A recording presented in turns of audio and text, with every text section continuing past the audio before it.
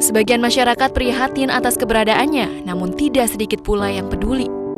Menurut tim Indonesia Research Center, 82% responden menyatakan citra LGBT yang terbentuk saat ini dianggap lebih buruk dibandingkan fakta. Responden mahasiswa di Jabodetabek pun mengaku lebih banyak memiliki teman penyuka sesama jenis dibanding yang di luar Jabodetabek. Sementara itu, sekitar 65% responden, diskriminasi dan penolakan masyarakat menjadi masalah besar yang dihadapi kaum LGBT. Sekitar 74% responden yakin hanya sebagian masyarakat yang dapat menerima kehadiran LGBT. Responden berpendapat penerimaan terhadap kehadiran LGBT akan meningkat. Separuh responden juga berpendapat tingkat penerimaan terhadap LGBT 10 tahun yang lalu lebih kecil dibandingkan saat ini.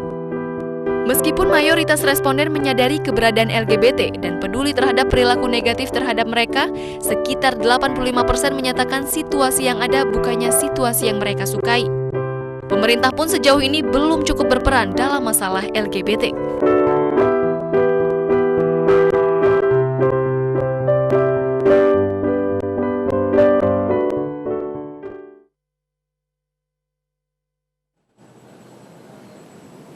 Ya, Mbak Linda, seberapa besar fenomena sosial LGBT ini merupakan ancaman bagi anak-anak Indonesia? Ya, memang di sini kita harus sepakati dulu yang kita merasa terancam ini adalah propagandanya dan promotnya, atau mereka show off di tempat-tempat dimanapun mereka berada. Itu yang kita sangat khawatirkan, termasuk juga yang kami temukan adalah di beberapa media sosial yang mereka mempromosikan tentang LGBT itu sendiri, ditambah dengan yang sangat kita sesali adalah pornografi. Yeah. Karena pada saat mereka tampilkan I'm a lesbian, I'm a gay dan sebagainya, tapi mereka mempertontonkan sesuatu yang sangat tidak baik, itu melanggar semua, termasuk undang-undang pornografi. Nah, kami sangat sepakat seperti Pak Kiai mengatakan bahwa kita tidak ada diskriminasi, tidak ada diskreditkan. Seperti yang selalu saya katakan bahwa yang lebih sangat didiskreditkan adalah rekan-rekan kita yang bekerja sebagai seks komersial, ataupun mungkin si A, ataupun dengan Ahmadiyahnya dan sebagainya. Kalau menurut saya seperti itu, termasuk juga sahabat-sahabat saya yang menggunakan cadar sangat panjang dan lebar, menggunakan jilbab panjang, mereka pun lebih dari sesuatu yang sangat tidak diterima, sampai mereka pun dilabeli sebagai ISIS lah, sebagai teroris dan sebagainya.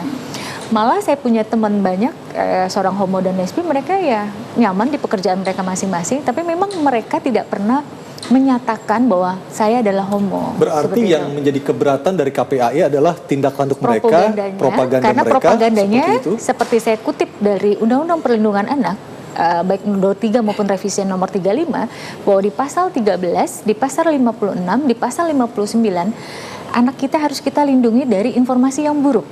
Karena anak kita harus diberikan informasi sesuai dengan usianya. Tidak hanya usianya, tapi sesuai dengan moral, norma, dan budaya yang diadopsi oleh bangsa kita. Apakah sudah ada angka ataupun data besarnya ancaman LGBT bagi kehidupan anak-anak di Indonesia? Kami sangat shock sekali. 2 minggu yang lalu kita mengadakan diskusi terbatas dengan banyak pakar. Karena di situ ada psikiater, ada psikolog, ada pakar-pakar yang lainnya, termasuk pakar hukum pidana perdata. Kita sangat kaget pada saat Prof. Ois dari IPB bahwa memperlihatkan data dari Bogor sendiri saja, komunitas LGBT sudah mencapai 6.500, dan itu hanya anak. Itu kita anak itu usia artinya di bawah 18 tahun? Di bawah 18 tahun. Jadi dari paling muda berapa usianya? Paling muda itu ada usia 12 tahun. Ya, walaupun memang ada juga yang 11,5 tahun, ada dia SD kelas 6. Bagaimana mereka akhirnya bisa menjadi LGBT untuk usia anak-anak? Apakah mereka terpengaruh atau mereka dipaksa atau seperti apa? Mereka kebanyakan adalah pengaruh dari lingkungan. Kalau yang kita dapatkan dari informasi dari sahabat-sahabat kita yang mengadu ke KPAI, contoh saja dari salah satu sekolahan, ya ada gurunya yang melapor ke KPAI bahwa beberapa murid di sekolahannya itu adalah menyukai sesama jenis akibat dari lingkungan, tidak hanya lingkungan nyata tapi lingkungan media sosial. Ditambah lagi juga tayangan-tayangan TV yang memang serta mereka mempunyai buku juga. Itu sebenarnya yang Anda protes kenapa banyak akun sosial media yang mempropagandakan LGBT seperti itu. Yes, betul sekali. Karena propaganda itu kita tahu bahwa dalam teori psikologi ada namanya teori imitasi, di mana teori imitasi itu tidak hanya anak-anak saja yang mudah untuk meniru, tapi kita sebagai orang dewasa pun juga bisa meniru pada saat kita lose control. Ya. Nah, ditambah lagi karena kami melihat ini adalah informasi yang salah yang diberikan kepada anak karena orientasi seksual yang diadopsi baik itu dari semua agama, karena kita kemarin mendengarkan dari Romo Beni dari pihak Kristiani ya Katolik sudah mengatakan bahwa Katolik sangat menentang ajaran LGBT, termasuk juga kita kemarin share bahwa dari Buddha, Hindu dan sebagainya pun juga semua menolak LGBT. Karena kita sudah ada tanda tangan kesepakatan bersama. Nah, inilah yang kami harap bahwa di mana letaknya pemerintah wajib mempunyai satu frame, punya ketegasan seperti apa LGBT tersebut, ya. Karena kita tahu kita harus berikan mereka kesempatan untuk di Indonesia ini. Namun sekali lagi kita tidak ingin sesuatu yang berbenturan dengan budaya kita saat ini itu kita biarkan begitu saja. Dan ini kami tunggu ketegasan dari pemerintah, karena pemerintah seperti yang saya bawa hari ini gitu kan, bahwa pemerintah akan menggodok bagaimana legislasi dari LGBT itu sendiri. Nanti dari Kementerian Agama, dari Kemendikbud dan seluruh pendapatnya seperti apa supaya menjadi sebuah undang-undang. Betul, agar kita juga bersikap arif dan bijaksana, serta masyarakat pun juga jangan sampai seperti ini. Kita mendengar kata teror LGBT kita sangat ketakutan dan kita banyak sapa sekali. dulu Fahira Idris, terlebih dahulu anggota DPD yang juga akun Facebooknya ditutup karena Fahira menentang keberadaan LGBT. Selamat malam Mbak Fahira. Selamat malam. Yang saat ini berada di Singapura. Mbak Fahira, bisa diceritakan sedikit pada kami kapan persisnya akun Facebook Anda ditutup? Akun Facebook saya ditutup itu pasca saya memposting pernyataan sikap saya yang ada 17 poin. Pernyataan sikap saya terhadap menolak propaganda LGBT. Terus kemudian setelah itu saya diblokir selama 3 hari. Oke, sekeras apa kalimat yang Anda tulis di Facebook Anda, Mbak Fahira? Saya menyatakan sikap saya. Saya mengatakan bahwa terhadap sikap terhadap pelaku, ya pelaku itu kan memang ada di sekitar kita, ya kan? Kita artinya di sekitar kita memang dia ada lah ya, ada misalnya orang salon, terus kemudian ada artis dan lain sebagainya, ya. Kita kan tidak bisa bertindak melakukan kekerasan terhadap mereka kalau misalnya memang mereka tidak melakukan apapun. Terhadap perilaku tentu saja kita menolak, ya, karena itu tidak sesuai dengan norma agama, norma Pancasila, norma kebudayaan kita. Halo Mbak Fahira. Halo. Ya, hubungan telepon kami dengan Fahira Idris, anggota DPD yang Facebooknya ditutup karena menentang keberadaan LGBT di Indonesia terputus. Mbak Fahira malam ini berada di Singapura. Saya ke Mas Toyo dulu. Mas Toyo, Anda pernah menerima dana dari luar negeri untuk propaganda LGBT di Indonesia? Ya mungkin kata propaganda, teror. Tapi Anda pernah menerima dana itu? Jangan dulu, saya mau jawab dulu silakan. soal kata teror, kata propaganda. Itu menurut saya itu stigma, jadi membangun diskriminasi. Sama seperti kalau Ahmadiyah kata sesat gitu, itu sebaiknya media juga hindari menggunakan kata-kata itu, karena itu sudah melabelin orang. Nah, sebenarnya seperti Mbak Erlinda tadi bilang, yang soal ada akun Twitter mempromosikan video porno atau apa itu, saya pikir itu keseriusan kita bersama ya. Bahkan saya pinginnya KPAI mengetes itu akun yang mempromosiin anak-anak homoseksual itu, siapa yang buat akun?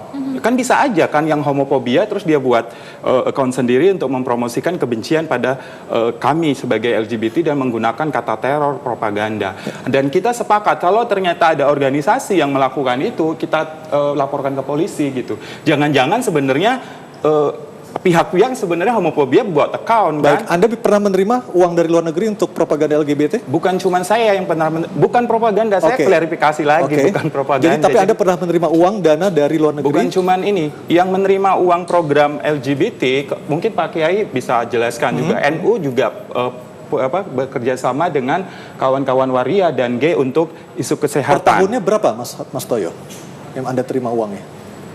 Waduh, pertama sekarang saya nggak menerima duit Oke, dari terakhir asing. kapan? Terakhir tahun lalu. Oke, jumlahnya mencapai puluhan juta, ratusan juta rupiah? Puluhan.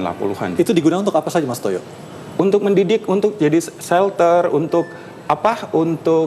membantu kawan-kawan yang diusir oleh orang tuanya yang terinfeksi HIV, seperti yang dilakukan oleh NU. Jadi nggak usah kayak kesannya menuduh ini sesuatu yang buruk. Jadi kita membangun shelter dan seperti yang dilakukan oleh NU, bahkan kita di daerah-daerah itu kerjasama dengan LKK NU gitu. Jadi dianggap sebagian masyarakat luas kita, termasuk juga para anggota dewan ya, karena kami memang bermitra dengan Komisi 8. Dikatakan kalimat propaganda di sini adalah, kita tahu seperti Pak Kiai sudah mengatakan, Kiai Said mengatakan bahwa homo, biseksual, lesbi itu adalah sesuatu yang sangat salah di mata agama.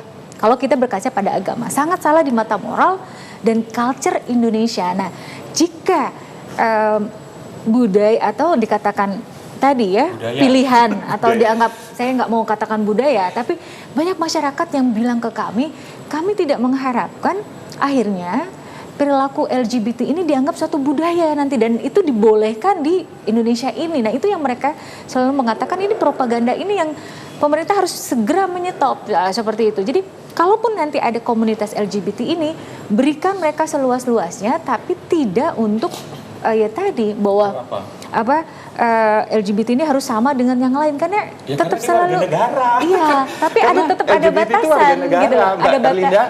Mau tahu ya, coba Pak Kiai bisa cek ya. Itu kelompok G waria di daerah misalnya di Manado, itu pertemuannya itu di kantor-kantor NU, kantor LKK NU. Jadi mereka itu bersama dengan teman-teman kiai di daerah untuk LKK dalam rangka pencegahan HIV. LKK itu punya program HIV/AIDS itu dari Global Finance. Besar program dananya besar, itu antara lain. Artinya sumber dananya sama Pak yang diterima Mas Toyo dengan sumber dana dari besar NU lah. Bukan masalah dana ini, program yang dijalankan oleh lembaga kemaslahatan keluarga itu bagaimana menanggulangi HIV/AIDS. Antara lain objeknya adalah waria-waria itu. Bukan berarti kita mentolerir, bukan. Justru kita dalam rangka ya menyelamatkan mereka lah, menyelamatkan. Yang pasti kalau kami di tempat kami adalah rekan-rekan kita yang mempunyai perilaku yang tidak sama seperti yang lainnya. Ini kita tadi kalau boleh mengutip kalimat dari Dokter Fidiansa bahwa mereka itu kan menurut Dokter Fidiansa menurut buku yang PBDGI-nya itu ya. Dia salah udah di media udah banyak salah buku, dia. Karena aku sekarang punya buku itu akhirnya mempelajari itu. Jadi ini adalah sakit jiwa menurut dari kacamata buku tersebut dan ini maksudnya itu adalah disembuhkan. Nah, semacam itu kayak bukan berarti sakit jiwa di sini berarti mohon maaf ya gila, bukan seperti itu, tapi ada penyimpangan, ada sesuatu yang salah lah. Karena ya mungkin sekali lagi bahwa kalau kami tetap berprinsip itu adalah sesuatu yang salah, sangat salah, mutlak seperti itu. Karena Tuhan menciptakan hanya Adam dan Hawa dan perempuan dan laki-laki. Tapi sekali lagi ternyata kenyataannya di kiri kanan kita ada loh orientasi seksualnya berbeda. Termasuk juga ada yang ekspresinya berbeda. Makanya di sini izinkan saya juga mengatakan, mengedukasi masyarakat yang sedang menonton iNews ini. Pada dasarnya manusia ini diberikan sama Tuhan basic need-nya atau secara dasar itu adalah seksual.